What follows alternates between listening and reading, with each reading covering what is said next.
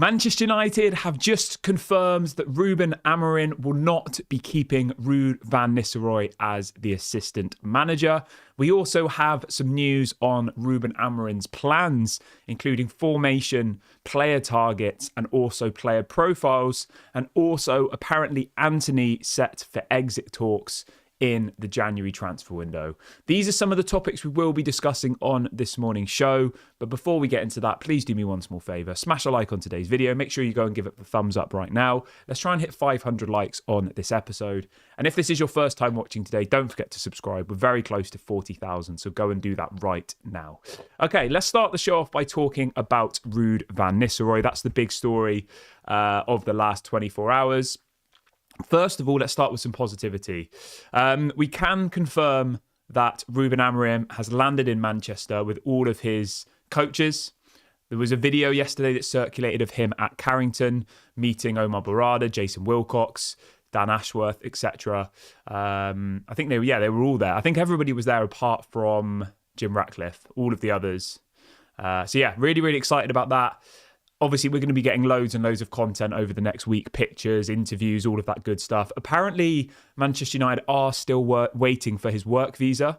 So as it stands at the moment, he can't do any training sessions, but he can do meetings with players, with the other coaches, with the sporting director, etc., etc. But in reality, that's not the end of the world, because you've got to remember most of the players are away on international duty at the moment. The only ones that aren't will be the ones who are injured or the youth players. So it's not the end of the world. And from what I've heard, the work visa probably will only take a couple of days. So we should have it by tomorrow or Thursday. So it's not the end of the world, obviously. And in some ways, I think it's actually almost better, because it means that the focus for the first couple of days is going to be like loads of intense meetings. It's going to be loads of planning, loads of discussions around what players to bring in, what players should leave. So yeah, I actually think in some ways it might actually work out well. But yeah, the big news is that Ruud van Nistelrooy will not be staying on as assistant manager.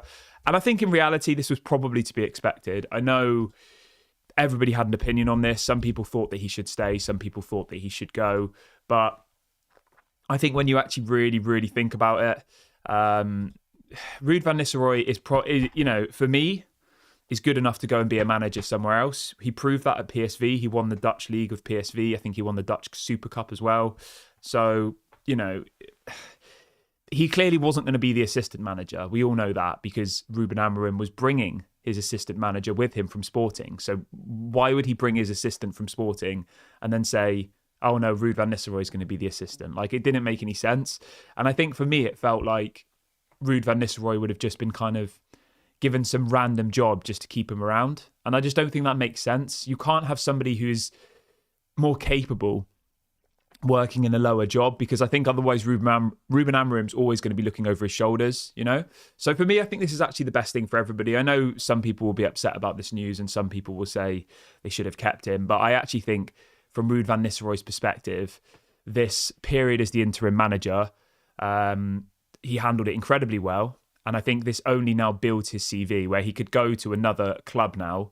Obviously having already been a first team manager at PSV, he will definitely get job offers now. So I'm really happy for Ruud van Nistelrooy. I can't wait to see what the future lies for him. Maybe we'll see Ruud van Nistelrooy back as the manager in the future. Maybe he goes off and does well at another club, wins some trophies, and then a few years down the line, Ruud van Nistelrooy becomes the manager. And I wouldn't object to that. Obviously, I hope that Ruben Amorim stays here for 20, 30 years and wins every trophy in world football and we dominate. But in reality, that's not really how football works anymore. Even Pep Guardiola is probably going to leave Man City at some point soon, isn't he? And he's only been there, 8 years? Like, managers don't really stay that long at clubs anymore, just because of how modern day football works. But I wish Ruud van Nistelrooy all the best. I think it probably is the best decision for everybody. You need to make sure that Ruben Amorim is 100% happy with the staff. And also that Ruud van Nistelrooy is happy, because, as I said, I think he's more than capable to go and manage another team, whether that be someone in the Bundesliga, maybe he goes back to the Netherlands. I'm sure there'll be a job lined up for him very, very soon, because he is more than capable. And as we all know, before he joined Manchester United as the assistant, I think he had an offer from Burnley. I think there was another offer from maybe Club Brugge, I think it was. So he did have some offers to become a first-team manager, albeit it was at a championship club in Burnley and Club Brugge, which is they're Belgian, aren't they? I think they are a good side though. So yeah, I wish him all the best, and I think this period as the interim has really, really raised his stock price, and I think he'll now be able to go and get a better job than what he would have got before. So i.e. a better job than Burnley or a better job than Club Brugge. So yeah, we'll keep you updated on that one, because obviously I'm going to follow Ruud van Nistelrooy. I'm interested to see how the rest of the future pans out for him. Just a quick one. Everyone who's joined the video, if you could do me a small favour and hit the like button, that'd be really, really appreciated. Let's try and hit 500 likes, and make sure you subscribe as well if this is your first time watching. We're very close to 40,000, so go and do that right now if you haven't already. But and obviously you can let me know your thoughts on Ruud van Nistelrooy in the comment section below. Go and do that right now. Are you happy with this decision? Was it the correct decision? Let me know what you think. Okay, let's move on from that though, and let's jump on over to Ruben Amorim's plans, because this is the bit that really, really excites me. So this is coming out from Fabrizio Romano this morning, and Fabrizio is confirming that apparently Ruben Amorim will be playing a back three. He says Ruben Amorim's plan is to start immediately with a back three in the defence and bring in players ready to provide intensity starting from 2025. So he's not going to, do a 4-2-3-1. He's going to go straight in with this 3-4-3. And you know what? I think that's the correct decision. And the reason why is I think if a manager's known for a certain philosophy, right, they should just do that. And I know it might take time. I know it might be a little bit all over the place at points to begin with whilst players get used to it. But I think one of the biggest criticisms of Erik ten Hag was the fact that we never actually saw his play style at Manchester United. Do you know what I mean? He came to Manchester United being regarded as one of the most exciting coaches in the world, playing this beautiful style of football at Ajax.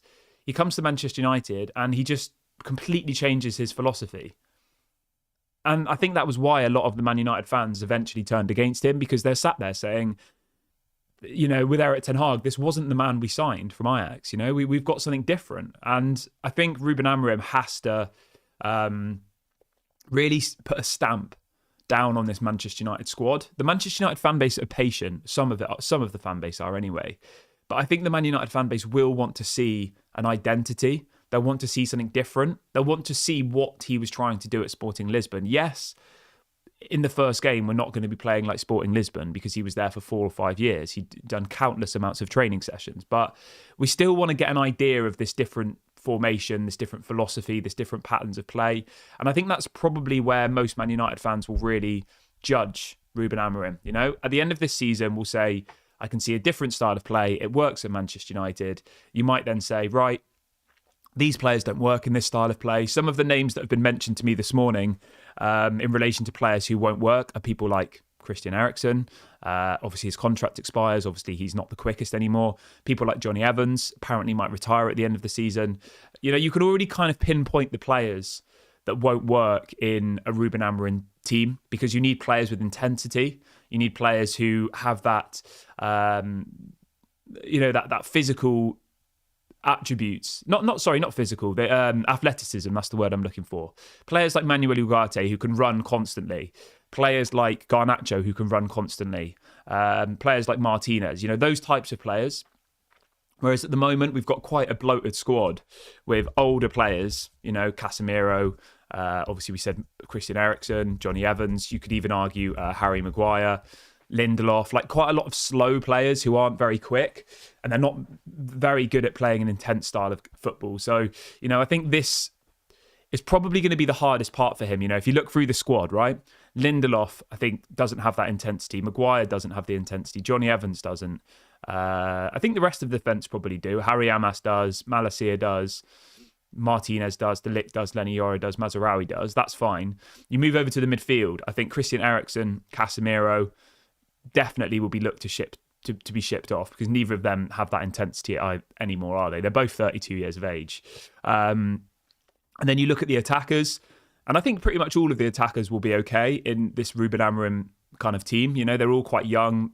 They still have the legs in them.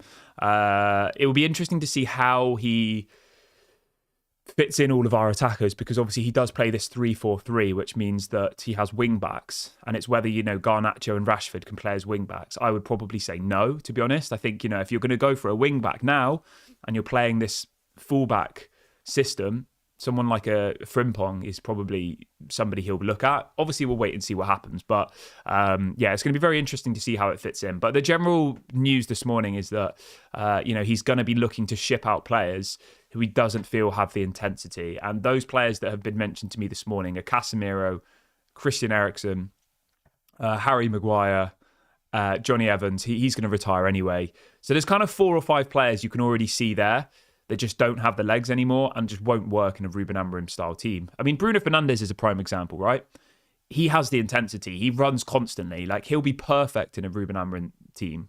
The same with people like Dalot and whether or not they're good enough is a whole nother question. Whether or not you like them is another question. But what you can say is those players, the Dalos, the Brunos, they do work hard. They do run around a lot. Whether or not that ends up in a finished product is another question for another day. But you can't judge their intensity. So it'll be interesting to see how the next 1 or 2 windows goes.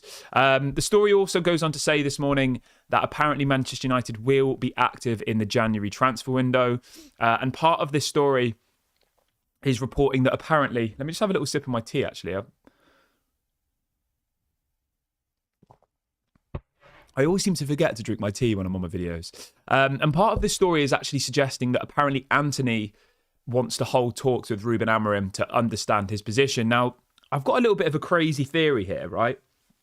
Out of all of our wingers, I actually think that Antony would be the best option for this left wing-back position, because at the moment we don't have a left-back, right? There's obviously some talk of Alvaro Fernandez being re-signed from Benfica, which would obviously fill that position. But at the moment we don't have a left wing-back or a left back. And at the moment, it's Dalot playing there. And I don't think Dalot works there because he's obviously right-footed. And he constantly thinks to cut inside on his right foot. And we need a left-sided player on that left side. And we know that Antony is very one-footed, isn't he? He only seems to be able to use his left foot. So I actually think that Antony might have an opportunity to prove himself as that left wing-back. Whether or not it will work, I don't know. But the news this morning is that apparently Antony wants to leave Manchester United. He's not happy with his game time. I mean, I can't really blame him. But at the same time, I can't really blame the managers for not picking him because he is just not good enough in that right wing position anyway. I said this months ago. I said, just try him at left back. Like, it can't be any worse than what he is at right back. And I actually think, because he works hard, he's quite good defensively, he runs around a lot. Like, he could be okay as a left back. Whether it all will work or not, I don't know. But, you pay these managers and these coaches the big money. We've spent 100 million euros on Antony. He should be one of their jobs to try and convert into a left wing back, because at the moment we don't have any options there. Obviously, the right back position, we've got Dalot and Mazraoui, but left back, we have nothing. Luke Shaw's got injured again. He's not going to be available for God knows how long. And Malacia's training, but he just doesn't seem to be even getting on the bench. So I don't know what's going on with him still. I would be absolutely stunned if we see Malacia or Luke Shaw start a game for Manchester United in 2024. And there's 6 weeks left of 2024.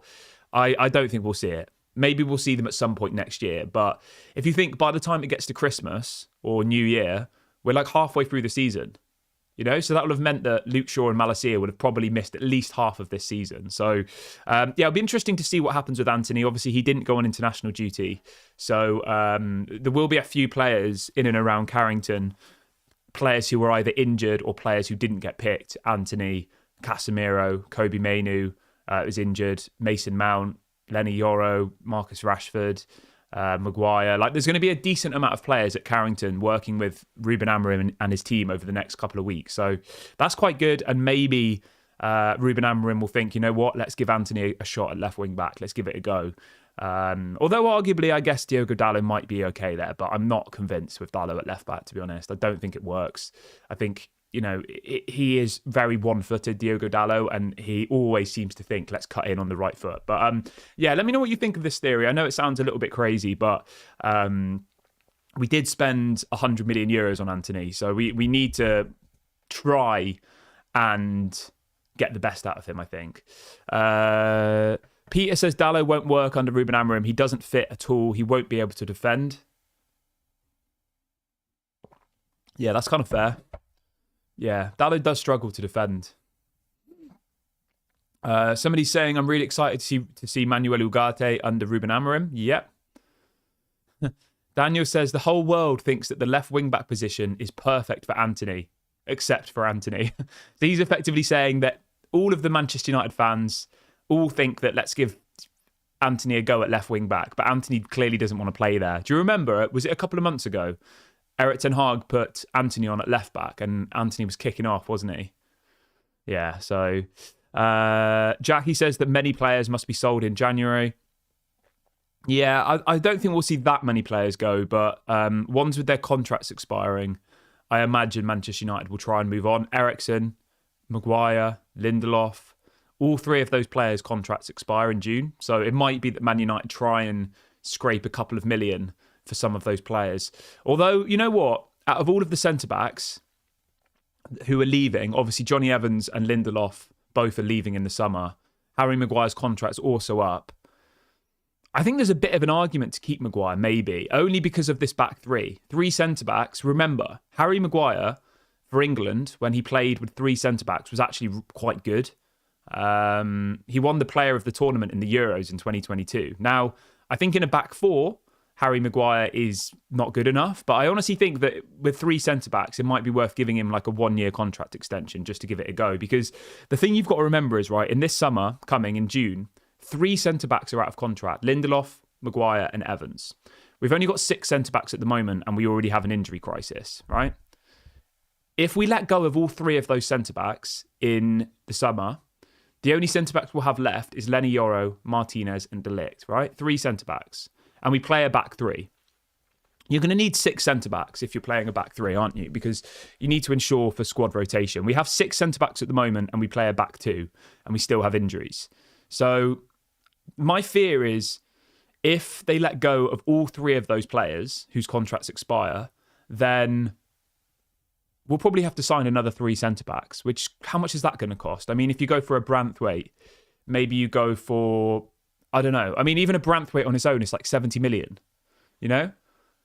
3 centre-backs is probably going to cost you anywhere from 100 to 200 million, depending on who you sign. And I just think that that's maybe a little bit, it's a little bit too soon. So I honestly think they might give Maguire maybe an extra year. Whether that's the right or wrong decision is a whole nother debate for another day. But I think the point I'm trying to make here is we need to fill so many gaps in this squad. We need a left back. We need another attacker. Probably need another winger. We need another midfielder, maybe 2. Eriksen's going to leave. Casemiro's going to leave. We'll probably need to sign 2 midfielders. Like on a surface level, the amount of players we need to sign is absolutely crazy. Think about it logically, right? So Eriksen's going to go. His contract's up. And Casemiro's going to go. So you need 2 more midfielders immediately. If you let go of Maguire, Johnny Evans and Lindelof, that's another 3 centre-backs you need. So already you're on 5 players. Then you need a left-back. That's 6 players. Then you need a striker, I think, like a number 9, an out-and-out goal scorer. That's going to be then 7 players. I think you need another wing player. You let go of Mason Greenwood. You let go of Pellistri.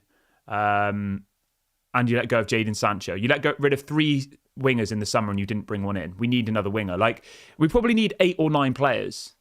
And that's just to replace the players who are leaving. That's not necessarily going to mean our squad will be bigger. Just to make our squad the same size as it is now, we need to sign 8 or 9 players in the summer. Otherwise, our squad will be worse than it was before by way of squad depth. So, yeah, we've got to bear that in mind. And we've got to bear in mind that if we don't qualify for the Champions League, which we might not, then the budget's probably going to be relatively limited.